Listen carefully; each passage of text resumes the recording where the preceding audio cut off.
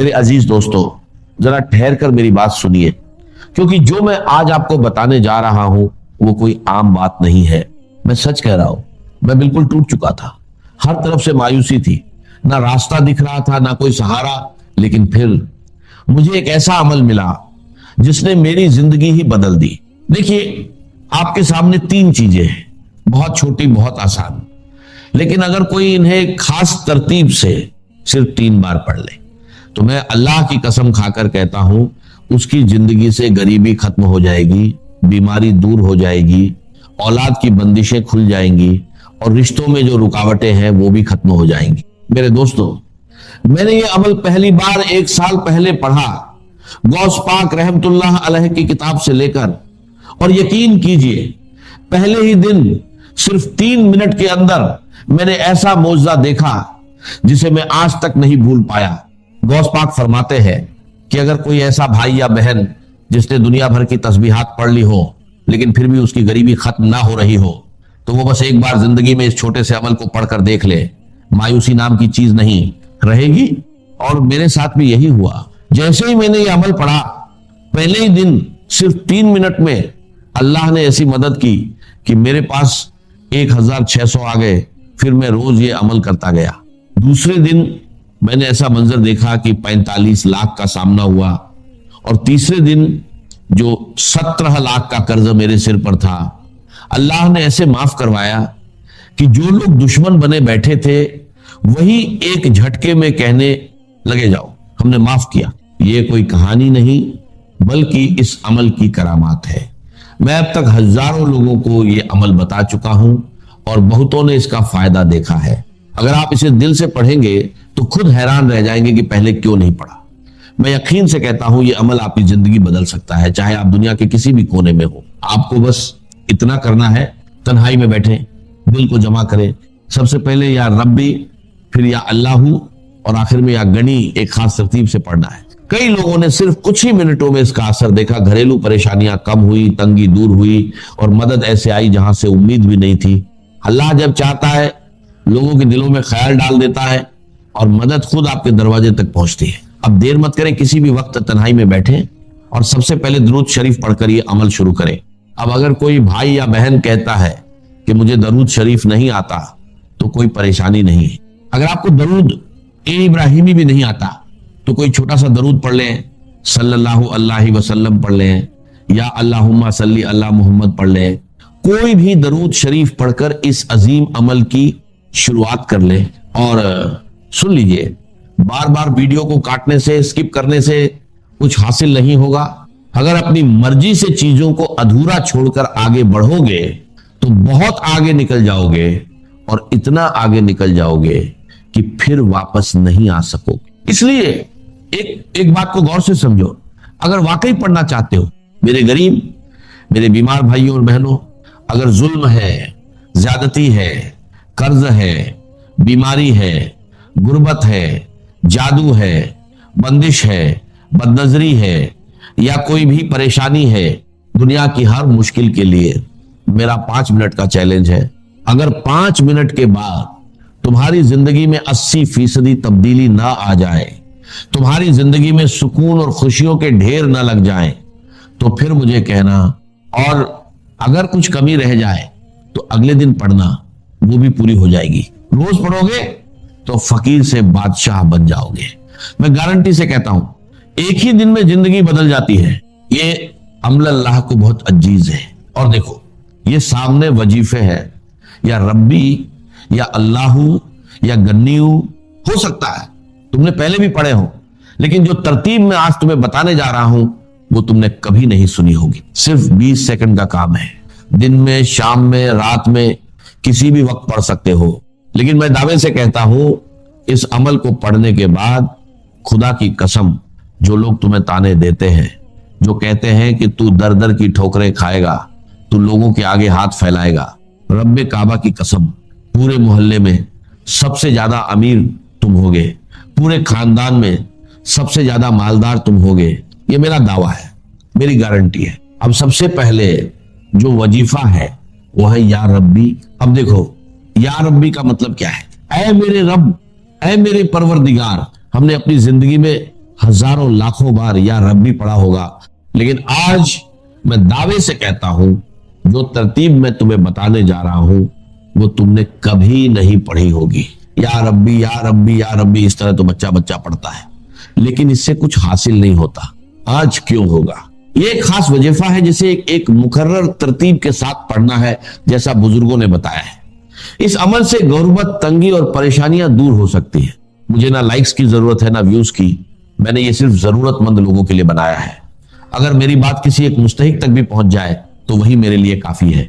मैंने खुद ये अमल पढ़ा और पहले ही दिन फायदा देखा, इसलिए चाहता हूं कि हर परेशान इंसान तक ये बात पहुंचे।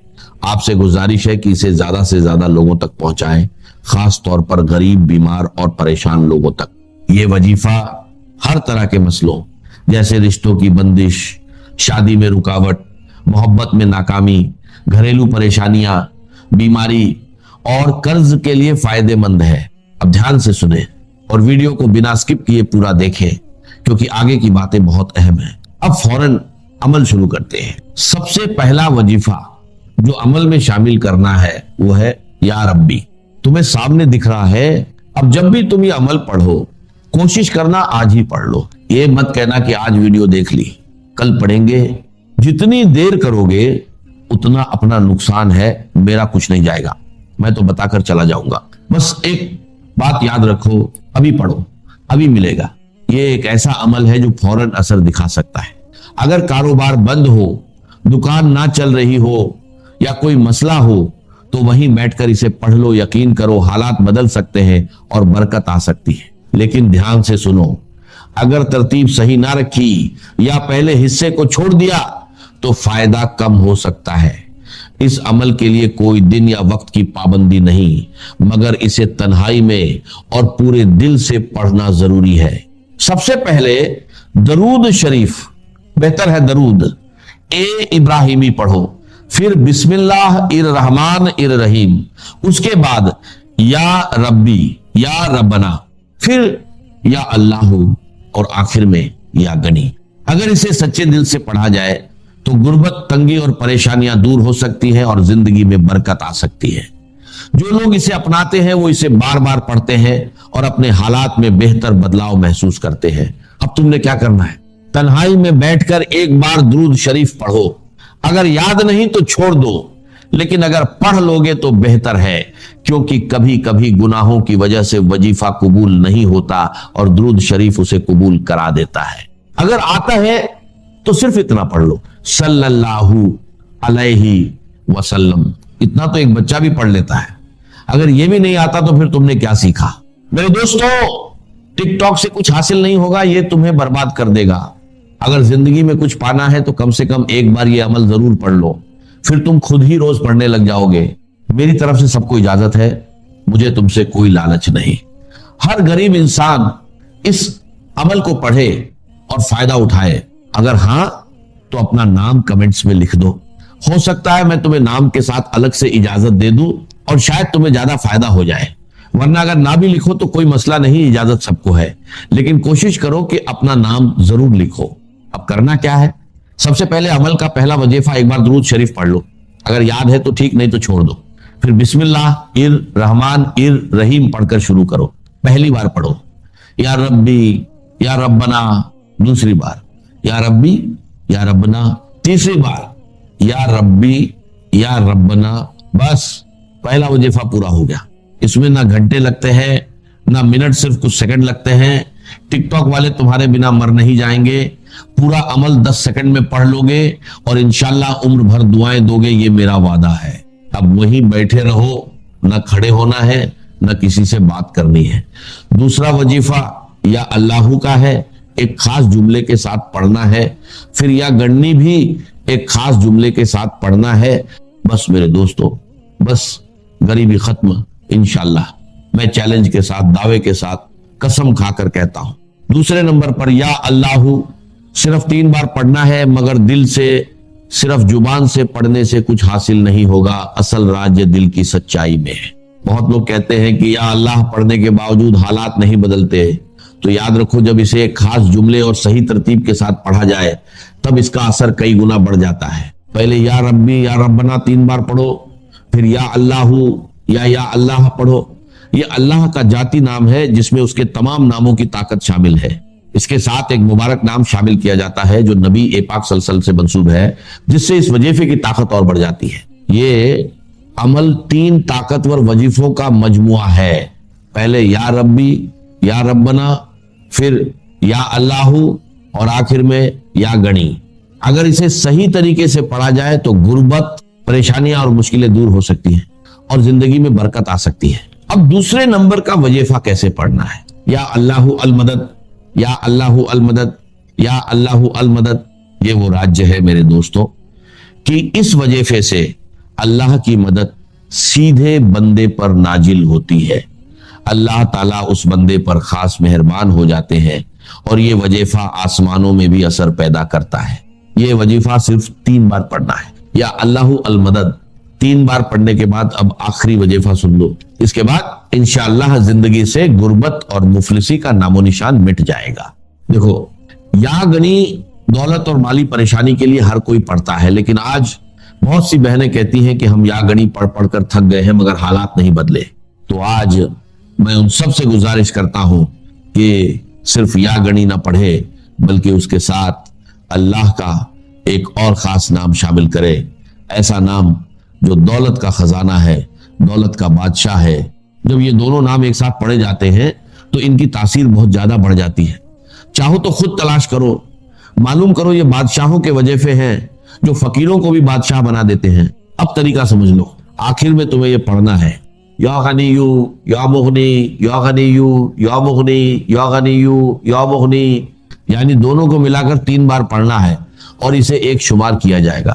جیسا کہ میں نے عرض کیا کہ استعانت باللہ، مدد مانگنی ہو تو صرف اللہ سے. یہ دین کی روح کا ایک بہت اہم مسئلہ ہے، بہت اہم روح ہے دین. میں نے اسی لیے آج سورہ فاتحہ کی تلاوت کی شروع میں کہ اس مسئلے کی اہمیت جو ہے اس کا آپ کو اندازہ ہو جائے. سورہ فاتحہ جو ہماری نماز کا جزو لازم ہے. حدیث نبوی ہے لا صلاۃ لمن لم یقرأ بفاتحۃ الکتاب. سورہ فاتحہ کے بغیر کوئی نماز نہیں. ہر رکعت میں ہم پڑھتے ہیں. یا یہ دوسری بات ہے، فقہ حنفی کے مطابق امام پڑھتا ہے اگر جہری انداز میں تو گویا کہ پوری جماعت کی طرف سے ادائیگی ہوئے. لیکن اس پہ اتفاق ہے کہ سورہ فاتحہ ہی اصل نماز ہے. اسی لیے ایک حدیث میں جو مسلم شریف میں آئی ہے حضرت ابو ہریرہ سے، سورہ فاتحہ کی تجزیہ کیا گیا ہے مضامین کا، اور وہ حدیث قدسی ہے. قسمت الصلاۃ بینی و بین عبدی نصفین. اللہ فرماتا ہے میں نے نماز کو اپنے اور اپنے بندے کے درمیان برابر برابر تقسیم کر دی. بندہ کہتا اب اس کے بعد ساری تفصیل سورہ فاتحہ. صلاۃ کا قسمت الصلاۃ بینی و بین عبدی نصفین.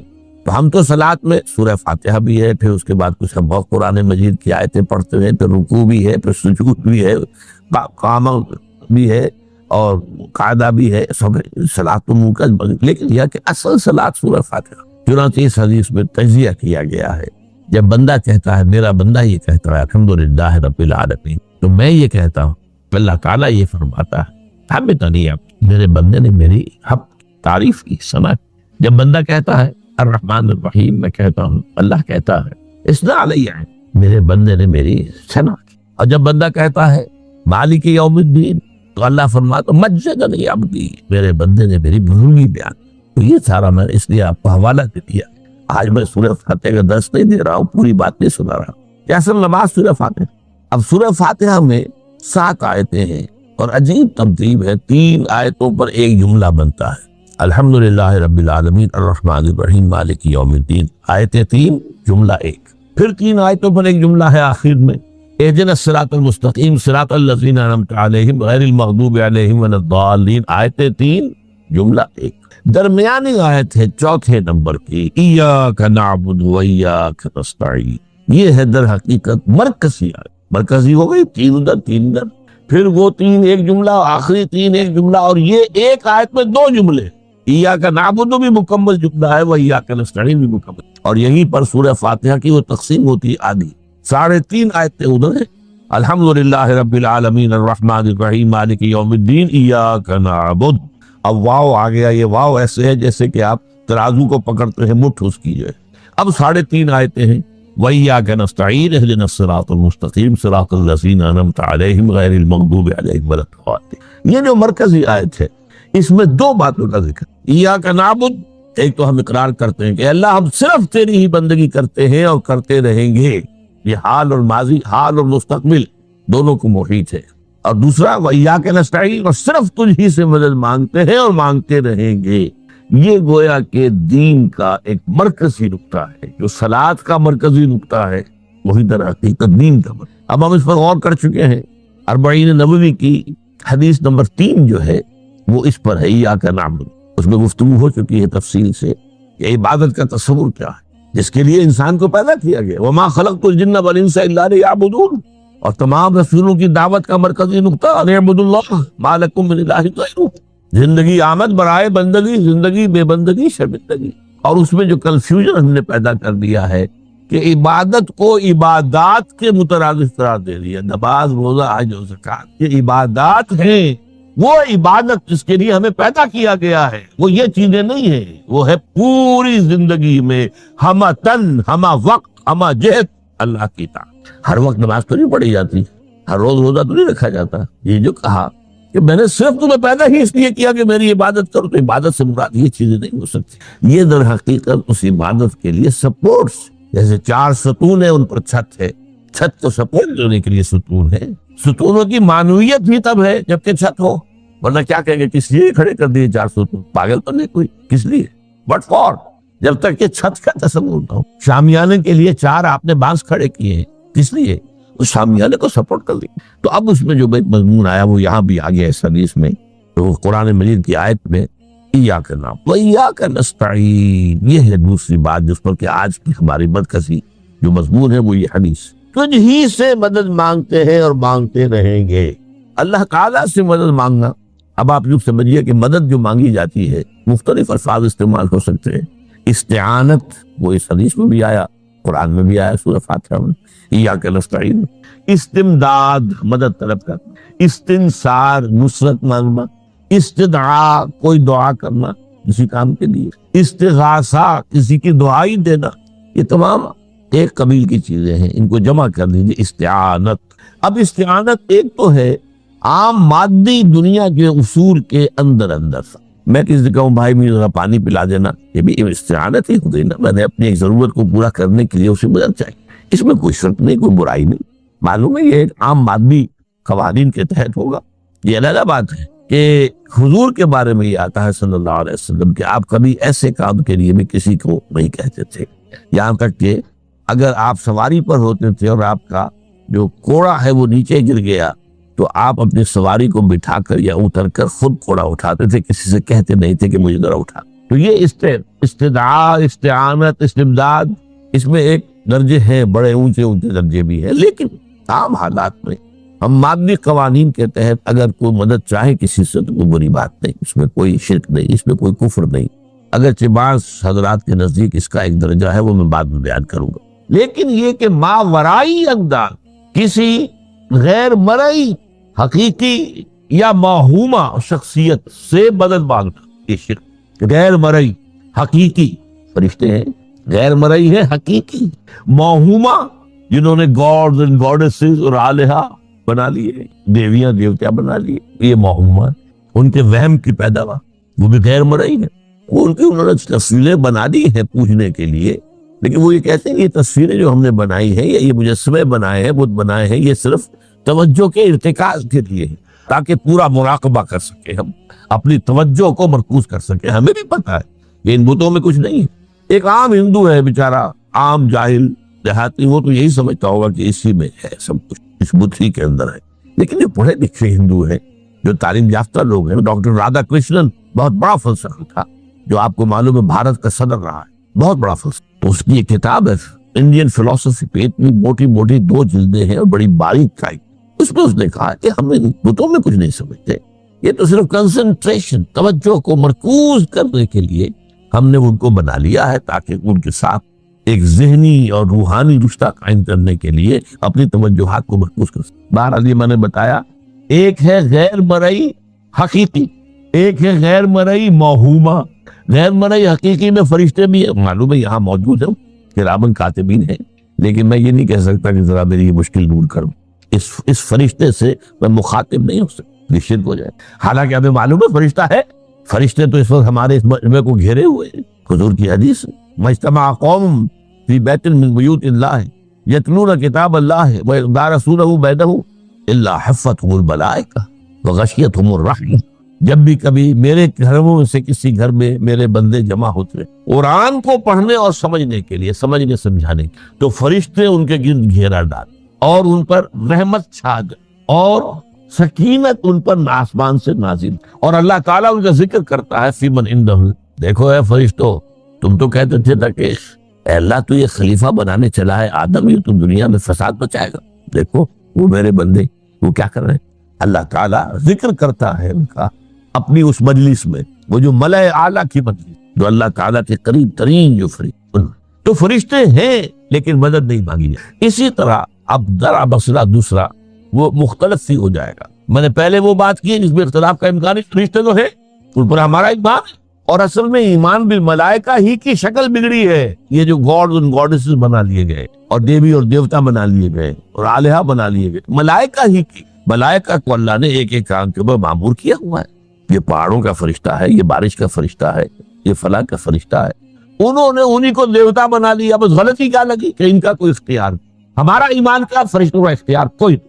یفعلون ما یؤمرون، جو اللہ حکم دیتا ہے ان کا کوئی بس یہ باریک سا پردہ ہے. یہی ایمان بالملائکہ بندے ہے، دیویوں دیوتاؤں کی شکل اختیار نہیں. عرب کے لوگ خدا کی بیٹیاں کہتے تھے، وہ یہ فرشتے خدا کی بیٹیاں ہیں. ان کے نام پر انہوں نے لات، یہ مؤنث نام ہے، لات، عزا، عزیز کا مؤنث، منات، یہ سب مؤنث نام. یہ دیویاں ہیں، یہ اللہ کی بیٹیاں ہیں، فرشتے ہیں. تو میں نے کہا کہ پہلے میں نے بات کی ہے وہ غیر مرئی کہ جو یقینی ہیں، متفق علیہ ہیں، فرشتے ہیں. ایک ہے مختلف فی، وہ یہ ہے کہ اولیاء اللہ کی ارواح بھی، ان کو بھی یہ، اگر یہ قول امام الہند شاہ ولی اللہ دہلوی کا نہ ہوتا تو میں کبھی اس کو تسلیم نہ کرتا. ان کا قول کہ اللہ تعالیٰ اپنے جو بڑے محبوب بندے ہوتے ہیں ان کے انتقال کے بعد ان کی ارواح کو بھی فرشتوں کے جو درجہ اسفل ہے، سب سے نچلے درجے کے جو فرشتے ہیں ان میں شامل کرتے ہیں، اور اللہ کے احکام کی جیسے تنفیذ وہ فرشتے کرتے ہیں وہ بھی کرتے ہیں. اب یہ مختلف فی مسئلہ ہو گیا، سب کے نزدیک نہیں ہے، لیکن یہ کہ بعض کے نزدیک شاہ ولی اللہ کہہ رہے ہیں تو اس کو تو ہم اٹھا کر ردی کی ٹوکری میں تو نہیں پھینک سکتے بات. لیکن ان کو بھی نہیں پکارا جائے. وہ ہے، وہ بھی اللہ کی سول سروس کے اندر بھرتی ہو گئے. سول سروس ہے نا، اس کے کارڈرز ہیں ہمارے. پٹواری سے آپ چلیں گے تو ریونیو کا محکمہ جو ہے، پٹواری پر گردابر اور گردابر سے گردابر، قانون گو اور اس سے اوپر اور نائب تحصیلدار، یہ چلے گا. تو فرشتوں کے بھی گریڈ ہے، طبقہ اسفل، طبقہ اعلیٰ. تو اگر اللہ تعالیٰ اپنے نیک بندوں کی ارواح کو بھی اس میں شامل کر دے تو ہمیں کیا اعتراض ہے؟ اور اس کو ماننے سے کوئی شرک لازم نہیں آئے گا. ہاں انہیں پکارے تو شرک لازم آ جائے. بات سمجھ رہے؟ باریک فرق.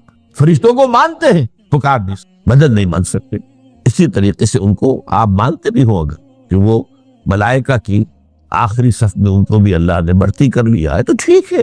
لیکن یہ کہ آپ اختلاف کریں، اختلاف بھی کر سکتے کہ اتنی بڑی بات کے لیے کوئی دلیل قرآن مجید سے ہمیں نہیں ملتی. فرض کیجئے کوئی شخص کہتا ہے، لیکن یہ کہ یہ قول ہے ایک محدث کا ہے. لیکن درجہ بعد فرق جو بتا رہا ہوں، ان کو یہ مان لینا کہ فرض کیجئے شیخ عبد القادر جو ہے بغدادی گیلانی رحمت اللہ علیہ، ان کی روح اب کہیں آ سکتی ہے، ارواح آ سکتی ہے، جیسے ملائکہ آ سکتی ہے، روح محمدی صلی اللہ علیہ وسلم آ سکتی ہے. لیکن ہم اس وقت محمد کو پکاریں گے نہیں. پکارا کہ شرک ہو جائے، دعوت جب دعا کی تو شرک ہو جائے. تو یہ ذرا باریک سا فرق ہے جو ہمارے ہاں اس فرق کو نہ سمجھنے کی وجہ سے ہی یا تو انکار کر دیتے سرے سے، روح آ ہی نہیں سکتے، اور یا یہ کہ پھر ان سے دعائیں اور استدعاء اور استغاثہ، تو یہ دونوں میں جو ہے انتہا نہیں. اچھا، دنیا کے قانون کے تحت بھی جو میں نے کہا تھا، میں بتاؤں گا کہ اس کا بھی ایک مرتبہ ہے. آپ نے کسی شخص سے ایک کام کے لیے کہا، وہ کام دنیا کے قوانین کے تحت ہے. فرض کیجیے آپ کسی سے کہتے ہیں میری فلاں جگہ پر سفارش کر دیجئے، میرا یہ مسئلہ ہے، 100% درست ہے، لیکن یہ کہ فرض کیجئے کہ میرا جو مدعا علیہ ہے یا جو میرا وفد مقابل ہے وہ چرب زبان ہے زیادہ، یا وہ اس نے کوئی لمبی چوڑی سفارش جو ہے فراہم کرتی ہے، تو آپ بھی میری بات رکھ سکتے ہیں. قرآن مجید میں آیا ہے سورہ نساء، من یشفع شفاعۃ الحسنہ، اچھی شفاعت کرنا، صحیح بات. تو اس کے اندر اللہ تعالیٰ نے اجر و ثواب رکھا ہے. اب آپ نے ایک دفعہ کہا، اس نے نہیں کیا، دوسری دفعہ کہا نہیں کیا، پھر کہا، تو یہ میں ایک بزرگ کا قول آپ کو بتا رہا ہوں کہ یہ شرک. ایک دفعہ کہا ٹھیک ہے یہ سوال ہے، دوسری دفعہ کہا یہ بھی چلیے معاف، اب تیسری دفعہ اس کا مطلب یہ کہ آپ نے یہ بات سمجھ لی ہے کہ آپ کا خیر اسی کے ہاتھ میں، اور یہ شرک خفی ہو جائے گا. ٹھیک ہے، آپ نے کہا اگر وہ گھر میں ٹھیک کوئی اعتراض نہیں، تو یہ باتیں بھی سمجھنے کی ہے. کیونکہ آدمی جو ہے اگر پیچھے پڑ جاتا ہے کہتا رہتا مطلب معلوم ہوا کہ اس کے ذہن میں یہ بات بیٹھ گئی ہے کہ تمہارا خیر جو ہے، تمہاری بھلائی اسی کے ہاتھ نہیں. بہرحال اس کبھیت کے بعد اب ہم پڑھ رہے ہیں. حضرت ابن عباس فرماتے ہیں رضی اللہ تعالیٰ عنہ، کنت خلف النبی یوما صلی اللہ علیہ وسلم، ایک دن میں حضور کے پیچھے تھا. اب پیچھے ہونے سے کیا مراد؟ گمان غالب یہ ہے کہ سواری پر، جس کو ردیف بھی کہتے ہیں. واللہ عالم یہ بھی ہو سکتا ہے کہ چلتے ہوئے پیچھے پیچھے چل رہے ہیں ادب کے ساتھ. چچا زاد بھائی ہیں لیکن عمر میں تو بہت چھوٹے ہیں، نوجوان ہیں. اس کیفیت میں حضور نے اب ان سے خطاب کیا، یا غلام، اے نوجوان، اے لڑکے کہا، اے لڑکے، وعلمک کلمات، میں تمہیں تلقین کرتا ہوں چند کلمات. اب یہ ہے حضور کا طریقہ تربیت و تعلیم و تزکیہ. وہاں کو مدرسے نہیں تھے، وہاں کو درس کی محفلیں تو نہیں ہوتی تھی. محفل تو ایک ہی ہوتی تھی ہفتے میں، اور وہ جمعے کا اجتماع ہے.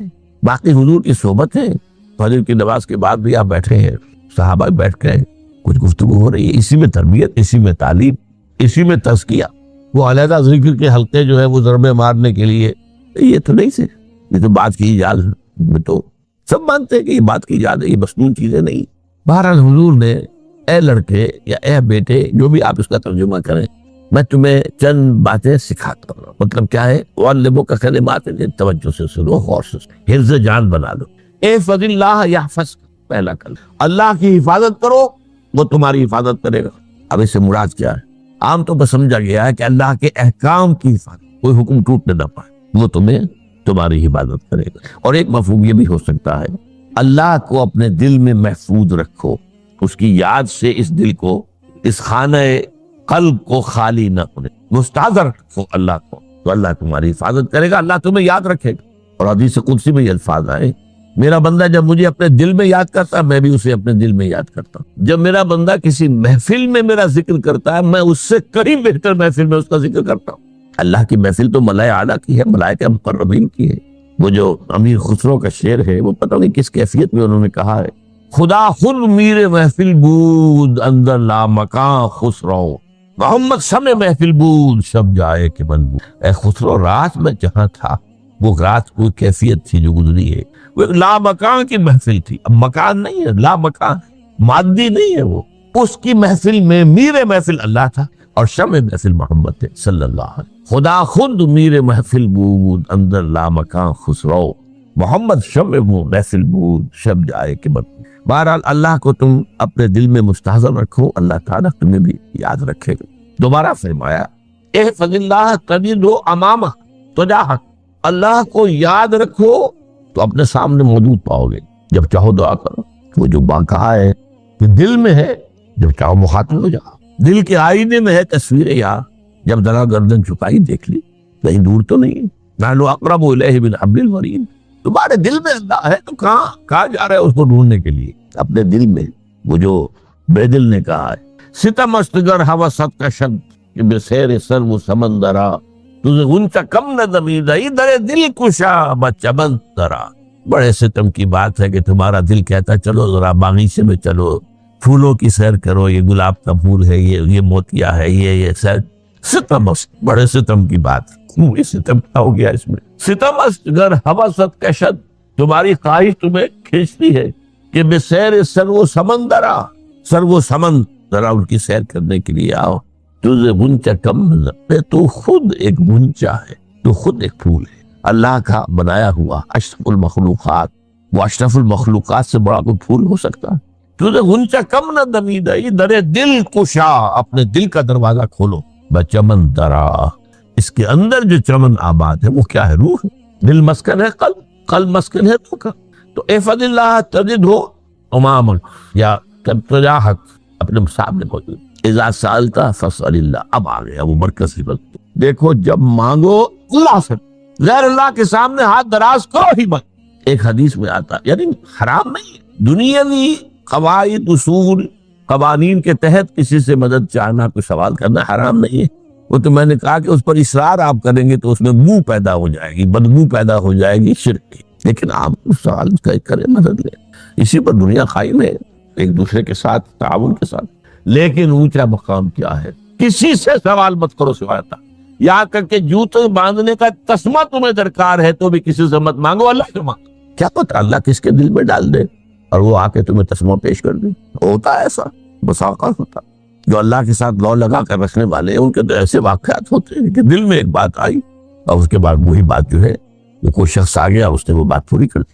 کیونکہ لوگوں کے دل جو ہے وہ تو اللہ کے 2 انگلیوں کے مابین عزت چاہتا پھر دیتا. کیا پتہ اللہ کے صرف فرشتے کو انسانی شکل میں بھیج دے. پتہ ہے فرشتہ آتا ہے انسانی شکل میں آتا، آپ کی تکلیف کو رفع کر دے، آپ کی ضرورت کو پورا کر دے.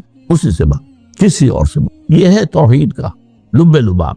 یوں سمجھیے اسلام کی جڑ کیا ہے؟ ایمان. اسلام کا جو خارجی نظام عمل ہے، انفرادی اعمال ہوں اجتماعی ہوں، ان سب کی روح رواں کیا ہے؟ ایمان. ٹھیک، ایک بات ہو گئی. ایمان کا خلاصہ لب لباب کیا ہے؟ ایمان باللہ. جیسے ایمان بالآخرہ بھی ہے، ایمان بالملائکہ ہے، ایمان بالانبیاء ہے، ایمان بالرسل ہے، ایمان بالکتب ہے، ایمان بالقدر ہے. لیکن اصل ایمان، اسی لیے ایمان مجمل میں آپ کو معلوم ہے کسی اور چیز کا ذکر نہیں. آمنت باللہ کما ہوا باسمائہ وصفاتہ وقبلت جمیع احکامہ اقرار باللسان وتصدیق بالقلب. یہ ایمان مجمل، اجمالی طور پر ایمان اس کا نام ہے. ہاں مفصل تفصیلی طور پر آمنت باللہ وملائکتہ وکتبہ ورسلہ والیوم الآخر والقدر خیرہ وشرہ من اللہ تعالی والبعث بعد الموت. تو اسلام کی جڑ ایمان، اور اسلام کا سارا جو نظام عمل ہے، چاہے انفرادی اعمال ہو چاہے اجتماعی، ان سب کی روح رواں ایمان. اور ایمان کا خلاصہ ایمان باللہ. اور ایمان باللہ کا اصل حاصل وہ ہے جو اس کے 2 ہیں تقاضے. عبادت صرف اسی کی، استعانت صرف اس. اس لیے میں نے سورہ فاتحہ کا تذکرہ شروع میں کیا. یہ عبادت کا جوہر ہے، عبادت کا جو ہے یہ ایمان کا حاصل. عبادت صرف اس کی اور استعانت صرف. استعانت ہی میں سوال بھی آ گیا، یہ بھی مدد ہے. آپ کسی سے کچھ مدد مالی چاہ رہے ہیں یا کوئی اور مدد چاہتے ہیں، کسی کام میں مدد چاہتے ہیں، جیسے میں نے کہا تھا کہ سفارش کرانا چاہتے ہیں، یہ بھی مدد ہے. وَإِذَا اسْتَعَنْتَ فَاسْتَعِنْ بِاللَّهِ. اور جب مدد مانگو صرف اللہ سے مانگو. اور وہ سارے الفاظ یاد کر لیے: استدعاء، استعانت، استغاثہ.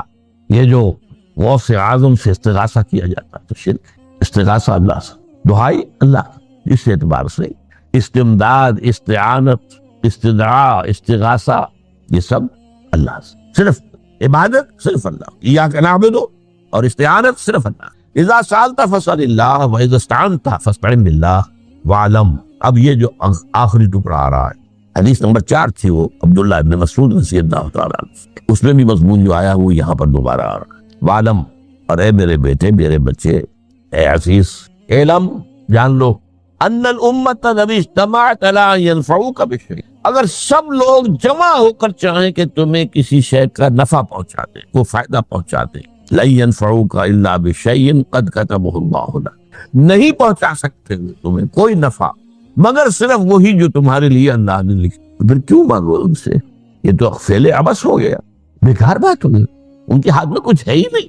لہذا یہ جان لو، سب لوگ مل کر چاہیں کہ تمہیں کوئی نفع پہنچا دیں، نہیں پہنچا سکتے مگر وہی کچھ جو اللہ نے تمہارے لیے لکھ دیا ہے تو مل جائے گا. آپ اندازہ کیجئے کہ جو شخص اس سطح پر آ جائے اس میں کتنا استغنا ہوگا. کسی کے سامنے پیشانی رگڑے گا، کسی کے سامنے ہاتھ پھیلائے گا، کسی کے سامنے اپنی عزت نفس کو ہتھیلی پر رکھ کر پیش کرے گا.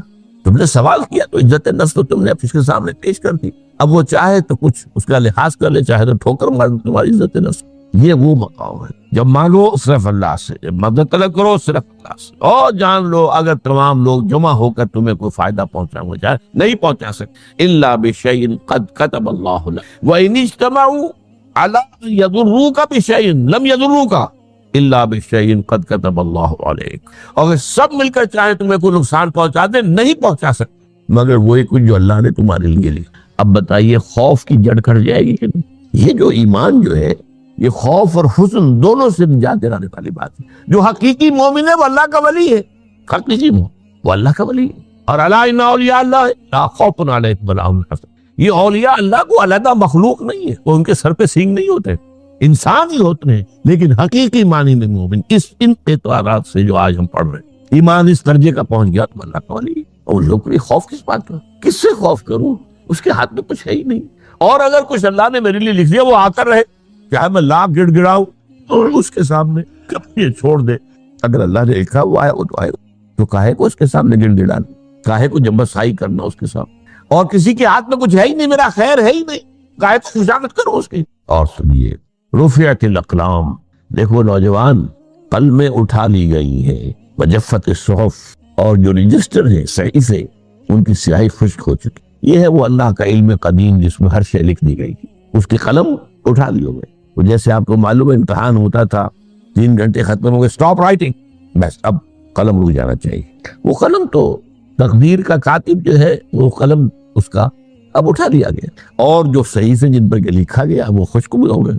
یہ تو روایت ہے جو امام ترمذی نے جس کو روایت کیا، یہ متن ان کا ہے جو ہم نے پڑھا ابھی، اور ان کا قول یہ ہے کہ یہ حدیث حسن صحیح ہے، لیکن یہی روایت اور انہی راوی سے عبداللہ ابن عباس سے رضی اللہ تعالیٰ عنہما اور بھی محدثین نے کی ہے، تو اس میں سے ایک اور متن جو ہے وہ یہاں پر امام نبوی نے دے دیا ہے۔ اے فضل اللہ تجد امامک، یہ تو پہلا وہ ٹکڑا تھا، وقت جاہک تھا، یہاں امامک ہے، مطلب ایک ہی ہے، اپنے سامنے پاؤ گے۔ اللہ کی حفاظت کرو، اللہ کو دل میں، اللہ کی یاد کو محفوظ رکھو، گویا کہ اللہ کو مستحضر رکھو۔ ذکر اللہ کے معنی کیا ہے؟ استحضار اللہ فی القلب، یہ ذکر اللہ ہے۔ جنہیں ہم ذکر سمجھ بیٹھے ہیں وہ ذکر کے ذریعے ہے۔ اقیم الصلاۃ لذکری، نماز قائم کرو میری یاد کے لیے، نماز ذریعہ ہے یاد۔ یہ علیحدہ بات ہے کہ آپ نے 17 رکعتیں بھی پڑھ لی ہو جو عشاء کی، اور یاد آپ کو آئی نہیں کوئی، آپ تو ایک میکینیکل انداز میں جو ہے وہ اٹھک بیٹھک کر رہے ہیں، آپ کی زبان سے کچھ بھی نکل رہا ہے، تو اس کا آپ کے شعور سے، دل کی گہرائی سے کوئی رابطہ ہے ہی نہیں، وہ ذکر تو نہیں ہوا۔ ہاں نماز فرض تھی وہ ادا ہو گئی، آپ کی فرض ادا ہو گئی۔ تو جنہیں ہم نے ذرائع، جنہیں ذکر سمجھا وہ ذرائع ذکر، اللہ اللہ سبحان اللہ زبان سے، یہ تاکہ اس کے نتیجے میں وہ ذکر حاصل ہو جائے۔ استحضار اللہ فی القلب، ذکر کے معنی ہے استحضار اللہ فی القلب، تعرف الی اللہ فی الرخاء، اور دیکھو کشادگی کے وقت میں تم اللہ کو یاد رکھو، اللہ کی طرف رجوع کیے رہو، بھول نہ جاؤ۔ وہ نہ ہو جو کبھی کہا تھا، بہادر شاہ ظفر کے اشعار میں سے بہت زور کا شعر ہے، ظفر آدمی اس کو نہ جانیے چاہے کتنا ہی ہو فہم و ذکا، جسے عیش میں یاد خدا نہ رہی، جسے تیش میں خوف خدا نہ۔ وہ ہے کشادگی کی حالت میں، جبکہ تمہارے لیے کشادگی ہے، اللہ کی طرف رجوع کیے رکھو۔ یعرف کا فی الشدہ، تو اللہ اپنی توجہ تم پر رکھے گا شدت کے وقت میں، جب تمہیں کوئی تکلیف ہے وہ تکلیف کو تم پر آسان کر دے گا۔ تکلیف تو آنی ہے، لکھی ہوئی ہے، وہ تو آئے گی، لیکن یہ کہ اللہ تعالیٰ اس کی شدت کو، ایک ہی چیز ہے جس کو ایک انسان بہت شدت کے ساتھ محسوس کر رہا ہے، دوسرا آدمی اتنا نہیں محسوس کر رہا ہے، احساس کا معاملہ ہوگا۔ وہ تو اصل میں اگر انسان کی نرم کٹی ہوئی ہے تو احساس ہوگا ہی نہیں، پھر اسے ہی نہیں ہوگا۔ تو اس اعتبار سے اللہ تعالیٰ تمہارے لیے اس شدت کی کمی کرتے۔ وَعْلَمْ أَنَّمَا أَخْطَأَكَ لَمْ يَكُنْ لِيُصِيبَكَ، اور جان لو جو چیز تم سے چھوٹ گئی ہے، رہ گئی ہے، وہ ہرگز تمہیں ملنے والی نہیں تھی۔ اب آپ نے کسی ملازمت کے لیے درخواست کی ہے، درخواستیں مانگی گئی ہیں، اپنی سی محنت کر لی، نہیں ملی ملازمت، اب آپ بیٹھے ہوئے افسوس میں، رنج میں، غم میں، فلاں نے یہ کر دیا، فلاں نے یہ کر دیا، وہ فلاں جو ہے بڑی تکڑی سفارش لے آیا تھا، فلاں نے رشوت دے دی۔ چھوڑو میں اس کو، وہ تمہارے لیے نہیں تھی، کاہے کو اپنے ذہن کے اندر یہ کھچڑی پکا رہے ہو بیٹھے؟ خام خواہ آپ شاید سوء ظن میں بھی مبتلا ہو رہے ہو، کسی نے نہ رشوت دی اور آپ سمجھتے ہو کہ رشوت دی ہے اس نے۔ یہ ساری چیزیں جو ساری سیئات، ان کی جھٹپٹ ہے۔ وَعْلَمْ أَنَّمَا أَخْطَأَكَ لَمْ يَكُنْ لِيُصِيبَكَ وَمَا أَصَابَكَ، جو چیز تم پر آ گئی، لَمْ يَكُنْ لِيُخْطِئَكَ، ہو ہی نہیں سکتا تھا کہ وہ تم پر نہ آ۔ یہ کر لیتا تو ہو جاتا، شاید یہ کر لیتا، میں نے ٹیکا پہلے لگوا دیا ہوتا تو یہ بات نہ ہوتی۔ بھائی وہ جو ہونا تھا وہ ہونا تھا۔ اب یہ وہ چیز ہے جس سے انسان میں کیفیت پیدا ہوتی، تسلیم و رضا۔ ہم بھی تسلیم کی خو ڈالیں گے، بے نیازی تیری عادت ہی صحیح، اے اللہ جو تو نے چاہا مجھے قبول ہے۔ اسی لیے میں نے آپ کو آیتیں سنائی سورہ تغابن کی، ما اصاب من مصیبت الا باذن اللہ، کوئی مصیبت نہیں آتی مگر اللہ کے اذن۔ ومن یؤمن باللہ یہد قلبہ، جو اللہ پر ایمان رکھتا ہو اللہ اس کے دل کو ہدایت دے دیتا ہے۔ ہدایت کس بات کی؟ تسلیم و رضا۔ ستمش گر حوست کا شب میں سر سلو سبب گرا، نہیں یہ دوسرا شعر میں پڑھنا چاہتا تھا۔ سر دوستان سلامت کے تو خنجر آزمائی، نہ شبد نصیب دشمن کے شبد ہلا کے تیرت۔ اے اللہ تیری طرف سے ہے، مجھے قبول ہے، اور بظاہر مجھے تکلیف ہو رہی ہے لیکن یقیناً اس میں میرا کوئی خیر ہے۔ یہ دیکھل خیر، تیرے ہاتھ میں تو خیر ہی خیر ہے، جو بھی تیری طرف سے آئے۔ سر تسلیم خم ہے. اور یہ مضمون جو ہے زیادہ بڑے پیمانے پر سورہ حدید میں آیا ہے. ما اصاب من مصیبت فی الارض ولا فی انفسکم الا فی کتاب من قبل ان نبرأ. کوئی مصیبت نہیں آتی نہ تمہاری جانوں میں نہ زمین میں زلزلہ آ جانا، سیلاب آ جانا، کچھ اور زمین کا دھس جانا، یا یہ ہے کہ تمہاری جانوں میں کوئی بخار ہو گیا تو اور تکلیف ہو گئی، اچانک معلوم ہوا کہ انسان کو کینسر ہے اور کینسر بھی اب 3rd stage کو پہنچ چکا ہے. لیکن جو بھی آیا ہے وہ اللہ کے علم قدیم کی کتاب میں پہلے سے لکھا ہو. فی کتاب من قبل ان نبرأھا، یہ کتاب میں درج ہے اس سے پہلے کہ ہم اسے ظاہر کریں. اس کا نتیجہ کیا نکلنا چاہیے؟ لیکن لا تعصوا علی ما فاتکم ولا تفرحوا بما آتاکم. افسوس نہ کیا کرو جو تم سے جاتا رہے، چھوٹ جائے. کوئی عزیز فوت ہو گیا، کوئی موقع ہاتھ سے نکل گیا، ارے بھائی میں چوک گیا، بڑا موقع تھا، اب اس پر افسوس کر رہے ہیں. نہیں، جو چیز لیکن لا تعصوا علی ما فاتک ولا تفرحوا بما آتاک، جو اللہ تمہیں دے دے اس پر اتراؤ مت. وما اصابک لم یکن لیخطئک واعلم ان النصر مع الصبر. کا جان لو اللہ کی مدد صبر کے ساتھ آتی، جو آئے اس کی طرف سے جھیلو. زبان پر کلمہ شکوہ اور شکایت نہ آئے، اللہ سے شکایت کر، تسلیم و رضا جو تیری رضا ہے.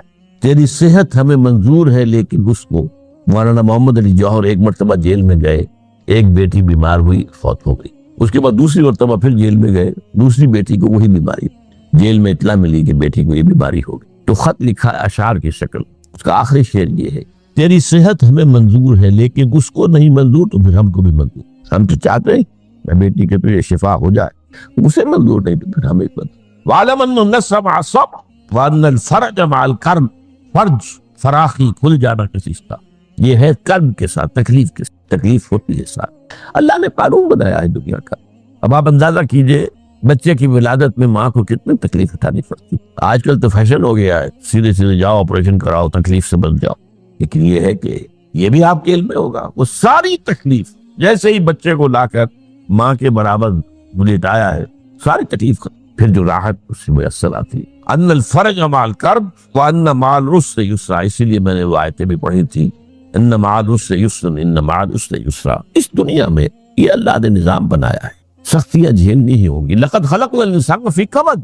ہم نے انسان کو پیدا کیا مشقت کے اندر، مشقت تو کرنی پڑے گی. کسی کی جسمانی مشقت زیادہ، کسی کی ذہنی مشقت زیادہ، مشقت سے چارہ کسی. تو یہ ہے ان مع العسر یسرا ان مع العسر یسرا. بارک اللہ لی ولکم فی القرآن العظیم ونفعنی وإیاکم بالآیات والذکر الحکیم.